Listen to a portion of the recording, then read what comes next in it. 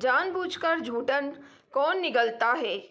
उसकी ऐसी क्या मजबूरी है जो उस विधवा से शादी करने को तैयार हो रहा है। सुबह का नाश्ता यूं ही टेबल पर रखा रह गया, किसी ने उसे हाथ तक नहीं लगाया। मालती जी अपने पति और बेटे को मनाती रह गई, पर दोनों के ही दोनों अपनी गर्दन ऊंची किए चुपचाप घर से निकल गए। कितने प्यार से दोनों के लिए सुबह 5 बजे उठकर उनकी पसंद का नाश्ता बनाया था, ये सोचकर कि कुछ तो घर का माहौल बदलेगा, पर ऐसा कुछ भी नहीं हुआ। बात करना तो दूर की बात है, दोनों ने ही एक दूसरे की तरफ देखा तक नहीं। उदास होकर वो भी बिना नाश्ता किए ही सोफे पर आकर बैठ गई। आखिर उन्हें समझ ही नहीं आ रहा था कैसे घर की स्थिति को संभाले। जब से घर में शमीर ने कहा है कि उसे नेहा से शादी करनी है, बस तब से घर का माहौल बड़ा ही उदासीन हो चुका है। रमेश जी तो इसके पक्ष में बिल्कुल नहीं है, और समीर है तो उन्हीं का बेटा, अपने पिता की तरह ही जिद्दी। वो अपनी बात मनाने को तैयार नहीं है, पर दोनों बाप बेटों के बीच में पिस तो मालती जी रही थी। समीर नेहा से 2 साल पहले मिला था अपने दोस्त रज्जत की शादी में। उस दिन नेहा की रज्जत से शादी थी। रज्जत यहीं पड़ोस में रहता था और उसके बचपन का दोस्त था। नेहा काफ़ी सुलझी हुई लड़की थी। रज्जत के माता पिता उसे बहुत पसंद करते थे। जिंदगी यूं ही खुशी खुशी चल रही थी। रज्जत और समीर में बनती भी बहुत थी। दिन में एक बार ना मिले तो दोनों को चैन नहीं मिलता पड़ता था। नेहा का भी समीर के घर आना जाना था। मालती जी और रमेश जी को भी नेहा बहुत पसंद थी। रमेश जी तो अक्सर ही कहते थे कि इस घर में बहू आएगी तो नेहा जैसी ही आएगी। लेकिन पिछले साल एक कार दुर्घटना में रज्जत और उसके पिता की अकृत्रिम मृत्यु हो गई। नेहा का तो सब कुछ ही लूट गया, लेकिन उसके बावजूद रजत की मम्मी सुलोचना को संभालने के लिए नेहा ने अपने आप को मजबूत कर लिया। नेहा के माता पिता ने उसे अपने साथ चलने को भी कहा, लेकिन सुलोचना जी के लिए वो नहीं गई। ऐसे में समीर ने सुलोचना जी और नेहा की काफ़ी मदद की। नेहा ने भी दोबारा जॉब ज्वाइन कर ली थी। दिन में सुलोचना की अकेली होती थी, इसलिए मालती जी खुद भी दिन में एक चक्कर उनके घर जरूर लगा आती थीं। बड़ी मुश्किल से वो लोग अब उभरने लगे थे, लेकिन सुलोचना जी को हमेशा नेहा की चिंता रहती थी। वो उसका पूर्ण विवाह करना चाहती थी, पर नेहा उसके लिए राजी ही नहीं होती थी।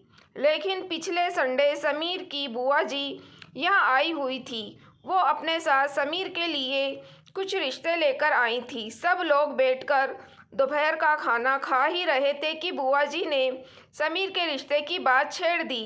पहले तो समीर आनाकानी करने लगा, लेकिन जब बुआ जी ने साफ साफ कहा तो उसने ये कहकर धमका दिया कि वो नेहा को पसंद करता है और उससे शादी करना चाहता है। बस तब से दोनों बाप बेटों के बीच में शीत युद्ध चल रहा है। लेकिन कल रात उस कमरे में ऐसी क्या बात हुई जो अब बचा कुचा बोलचाल भी बंद हो गया। मालती जी ने समीर से पूछा भी, लेकिन समीर ने कुछ बताया ही नहीं। तभी घर की डोरबेल बजी। मालती जी ने जाकर दरवाज़ा खोला तो सामने रमेश जी खड़े हुए थे। उन्हें देखते ही मालती जी ने पूछा, अरे आप इतनी जल्दी आ गए, तबीयत ठीक तो है? सिर दर्द हो रहा है, आराम करना चाहता हूँ, रूखा सा जवाब देकर रमेश जी अंदर कमरे में चले गए। उनके पीछे पीछे मालती जी भी कमरे में आ गई।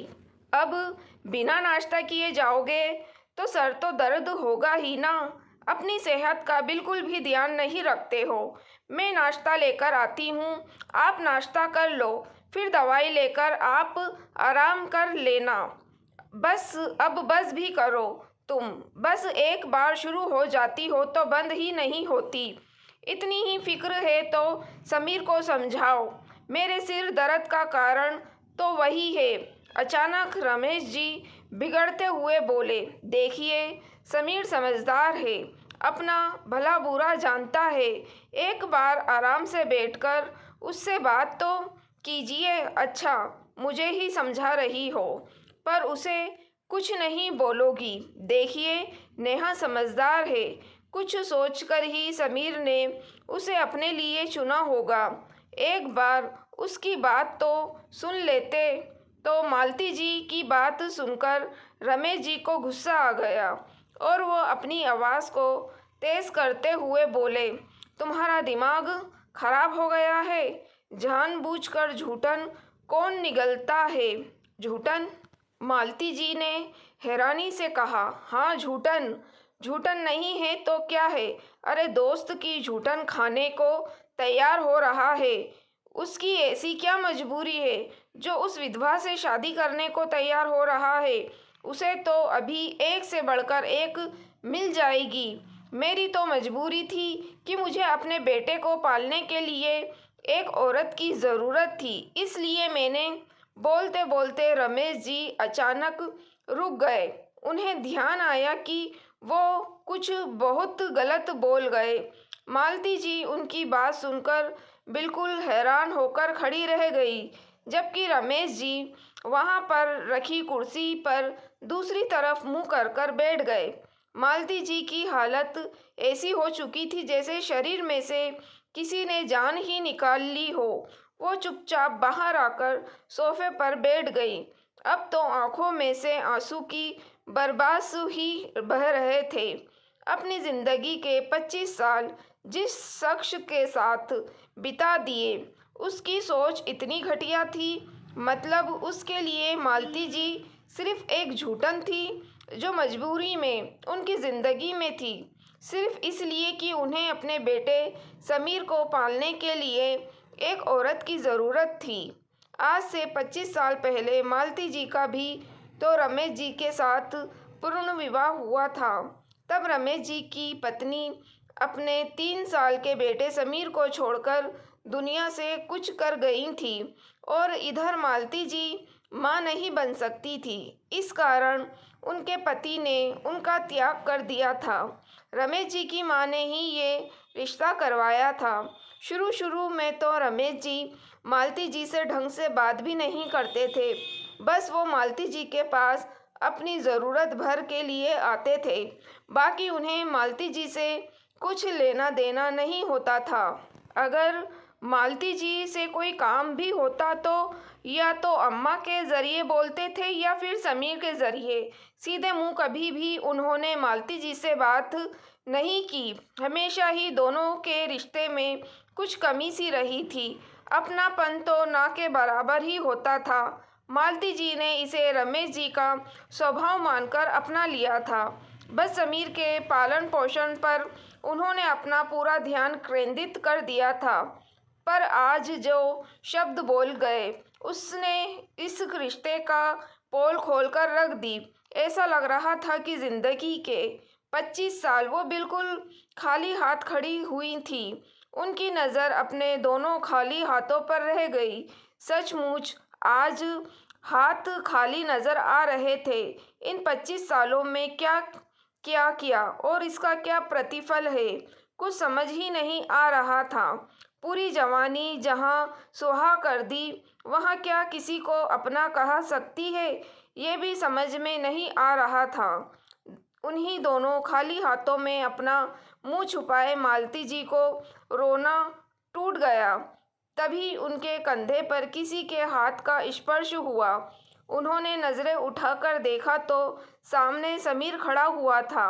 मालती जी के सामने आकर समीर ने कहा, आपके हाथ खाली कहाँ हैं मम्मी? आपकी इतने सालों की तपस्या का फल मैं हूँ ना, इसलिए नहीं बता रहा था आपको कुछ भी कि मेरे और पापा के बीच में क्या बात हुई। जानता था आपको दुख होगा। खून में उनका ज़रूर हूँ, लेकिन परवरिश तो आपकी हूँ, इसलिए आप रो मत। समीर मालती जी को समझाते हुए बोला तो मालती जी समीर के कंधे लगकर रो पड़ी। आखिर उन्हें जैसे तैसे चुप कराकर समीर मालती जी का हाथ पकड़कर उस कमरे में ले गया जहां रमेश जी पहले से बैठे हुए थे और वहां जाकर बोला, पापा, मैं अपनी माँ को लेकर यहाँ से जा रहा हूँ। मैं नहीं चाहता कि मम्मी को यह महसूस हो कि जिस शख्स के साथ वो इतने सालों से रह रही है वो उनके लिए इतनी घटिया सोच रखता है। ये सुनकर रमेश जी गुस्से में बोले, मैं तुम्हारा पिता हूँ, मेरे कारण तुम्हारा अस्तित्व है और तुम इसके लिए मुझे छोड़ रहे हो। ठीक है, जहाँ जाना है वहाँ जाओ, लेकिन याद रखना फिर तुम्हें प्रॉपर्टी में से कुछ नहीं मिलेगा। पापा, प्रॉपर्टी तो हर कोई कमा सकता है, परिवार और सम्मान कमाना हर किसी के बस की बात नहीं। मैं यहाँ सिर्फ मेरी मम्मा और उनके सम्मान को लेकर जा रहा हूँ। आपको आपकी प्रॉपर्टी मुबारक हो, कहकर समीर मालती जी को लेकर उस घर से निकल गया और पीछे रह गए रमेश जी अपने दंभ और अपनी घटिया सोच के साथ। कुछ दिनों के बाद समीर और नेहा की शादी मालती जी और सुलोचना जी ने संपन्न करवा दी। हालांकि रमेश जी को भी बुलाया गया था पर वो आए नहीं। दोस्तों, अगर आपको कहानी पसंद आई हो तो प्लीज़ आप मेरे चैनल वॉइस ऑफ नीलोफर को सब्सक्राइब ज़रूर कीजिएगा और मेरी वीडियो को लाइक और शेयर भी ज़रूर कीजिएगा। Thank you for watching.